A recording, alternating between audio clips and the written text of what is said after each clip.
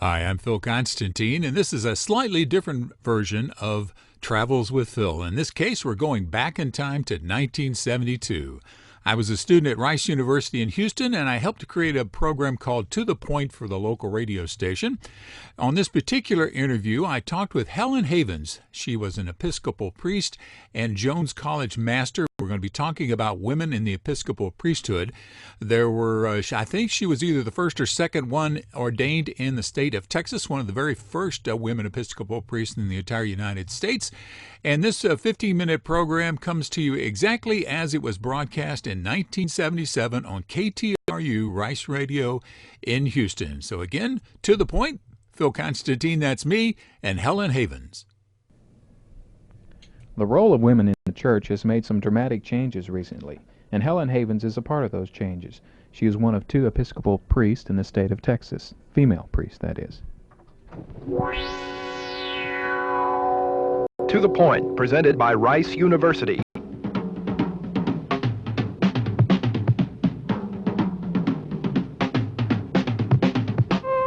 I'm Phil Constantine, and our guest on this program is Helen Havens. Helen, what exactly is a female priest called? Is it father, is it mother, is it father-mother?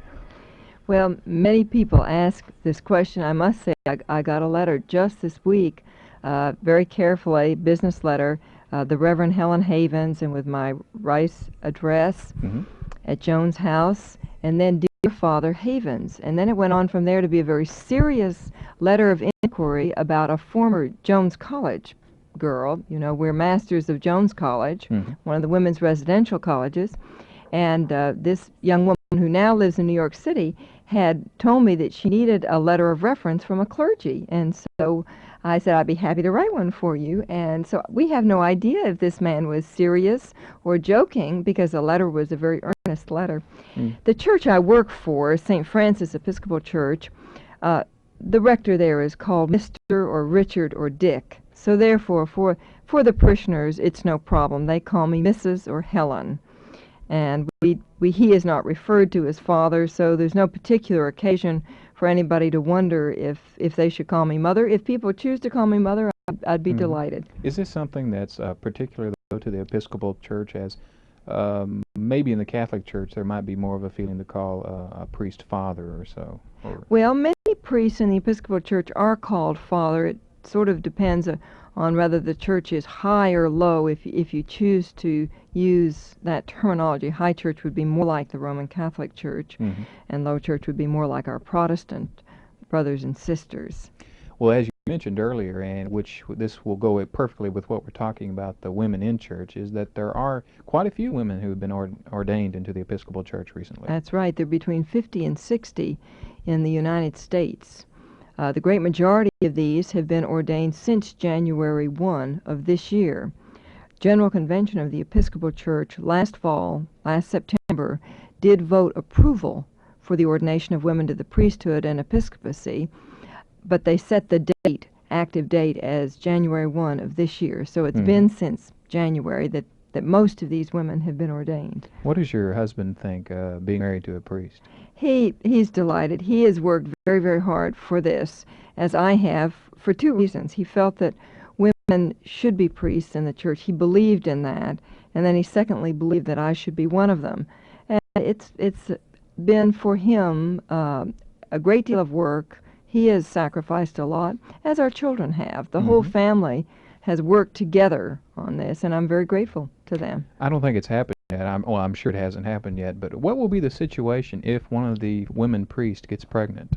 Will there be some unusual clerical or ecclesiastical problems because I don't think so. One of the women ordained actually in the Philadelphia ordinations has had a baby. Oh, she has? So there has been a woman priest who has had a baby. No, I think it would be handled in much the same way as any other woman who works. She would make arrangements to be away from her job for as long as she wished to be. But the body of the church itself would not be affected, or would it?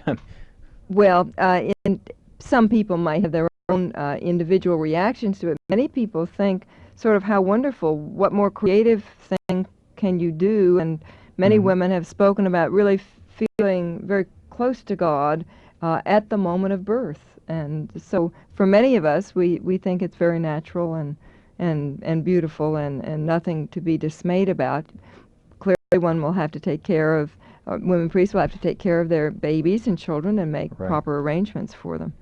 Looking along these lines, well, to further that point, though, the male priests have been married for quite some time in the Episcopal Church. That's right.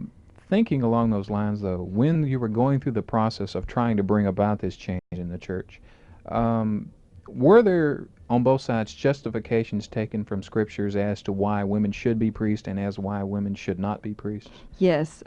Scriptural reasons were one of the most often quoted. There are about 4 or 5 major reasons that the opponents to women's ordination have listed, and scriptural reasons were one of them.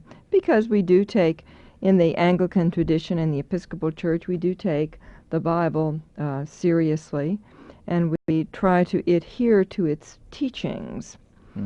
If you want me to, do you want me to pursue this for a minute? What are some of the particular Well, people quote St. Paul and his injunctions to women to cover their head in church and to keep silent in church. But now that's a good example in and of itself, because in most of our churches today, women do not remain silent. They are allowed to speak. They are allowed to read from the Bible.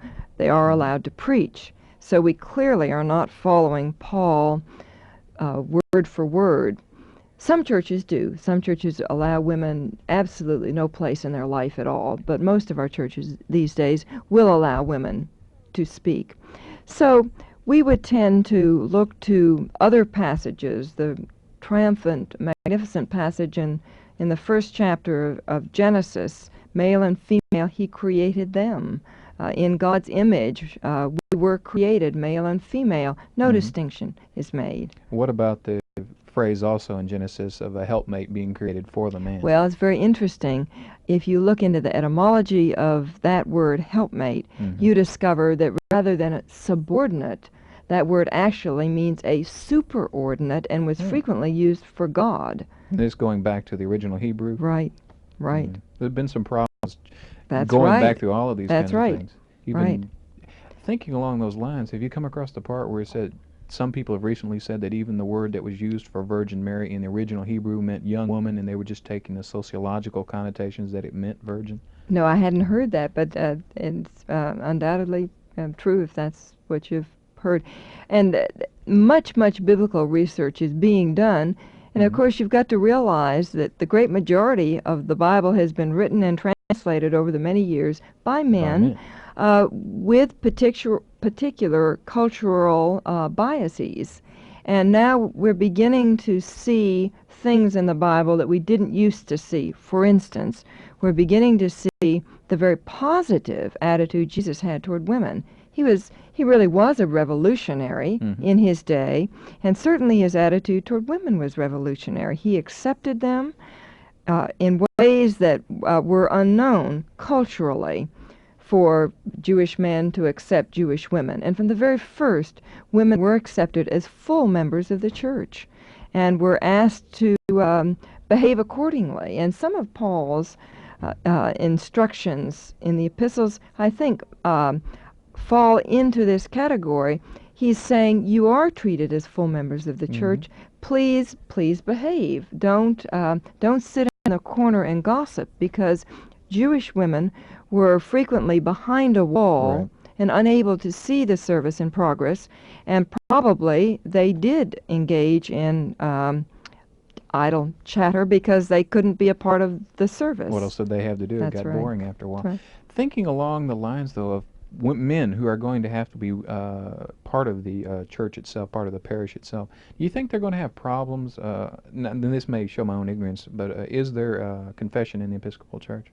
There can be, and the new prayer book that was also adopted as a proposed book at General Convention last September, and will have to be voted again for final approval 3 years from then in 1979.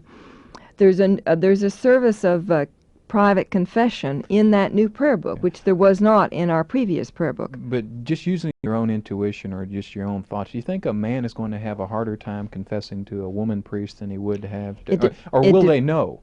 Oh, well, yes, probably they would know, because we probably, some Episcopal churches might have sort of confessional booths or boxes, but most probably would not, and the confession would take place either in the clergy person's office or in the church itself. My feeling is that there are moments in our lives when we might need the ministry of a male clergy, and other moments when any of us might prefer a female clergy, and it would depend on the person, it would depend on the situation. So I rejoice that at St. Francis we all have both options available to us. And I can quote one parishioner who said, but as far as he can see, the only difference between Mr. Wheatcroft and Helen Havens is it's harder to tell Helen Havens no. So perhaps rather than driving men away from the church, it might bring them in. It might bring them in. I have a great interest in the family. And so during the year that I've been at St. Francis, I have brought the family into more activities. I brought the children into more active participation in church services. Just this past Sunday, there was a children's service, and our son read a lesson, and our daughter gave the sermon and did a very fine job. Speaking of children, there has been some talk about trying to get sex education being done by the church itself, so they feel that it would be done in the most appropriate form. Do you think that this might be a good offshoot of the fact that women are now priests, where they could actually have more first-hand knowledge for the female members of the church itself? Certainly so, and could allay the fears, could speak to mothers and fathers, and you would have again both male and female, and it would make it easier to set up such classes and to have people feel comfortable in them. Do you think this is a good move, having sex education in the church? I do, as long as it's done very carefully and very responsibly and involves the parents as well as the young people. One other thing that really interests me about the fact that you are new, that not just you, but the females, do you feel that you're on super good behavior right now, that people are really, I'm going to assume that you're probably not going to be de-priest or defrocked or whichever is the most appropriate term, but do you think that you're really on super good behavior now so that future people will get into it a little bit easier?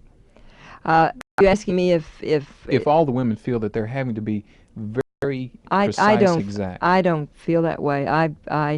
I am simply pursuing my work with great enthusiasm and vigor, and very, very grateful for St. Francis and for the people there, for the job that I have there, the work that we share together. And so I find it tremendously exciting. I have found them very accepting of me and of my ministry. So you would feel just as a new male priest would feel, in other words. There's not that special pressure. I would think so. I don't feel any special pressure. Right. They are so, I think, happy to have me that would perhaps alleviate the kind of anxiety you're speaking about. There's a side issue to this, that some people have felt that the Episcopal Church is becoming too liberal, and through many different reasons they've been changing some of the laws of the church of itself. And I'm wondering, this particular change has, in some people's eyes, just the straw that broke the camel's back. Have a lot of people left the church because of the women priests? We hear, the unfortunate thing is we hear a great deal more about those who are unhappy than those who are happy. If a church makes a hue and cry in Colorado, we hear about it all across the nation. Right. So I don't have any numbers to give you. I think relatively few people in the final analysis will leave, partly because we're a structured church, and we have order, we have discipline, and people respect this. Many people will respect me simply because they know I am a duly ordained priest. Right. Whether that's exactly suits them or not, I am a priest, and if they're familiar with the Episcopal Church, they will accept my ministry. Has the seminary training been any different for the women priests? No, If not you're at going all. through, everything you've gone through is essentially the same exact material, other Absolutely. than differences in different Yes. seminaries. Yes, that kind of thing. absolutely. Have you ever gone through a sort of psychological training because of the relationship of the priest to the person? How to approach somebody, how to comfort them, and go through these kind of things. Very important part of all of our training is what's called clinical pastoral education. I had 2 summers training at St. Luke's Episcopal Hospital as a chaplain, and we did explore these issues, all of us, male and female, as we worked with patients and as we studied together in our classes. So, do you think there's anything else that's going to be a major change in the Episcopal Church? No. Such as this kind. This has been, No. by all means, a This major has change. been a change. The next probably big hurdle will be questions of human sexuality. Homosexuality has many people quite upset, and we know that the Church will really have to deal with this seriously at the next General Convention. Thank you. I've been talking with Helen Havens, an Episcopal female priest, and I'm Phil Constantine. To the Point is produced by the Rice University Information Office at the studios of Rice Radio, KTRU, in Houston.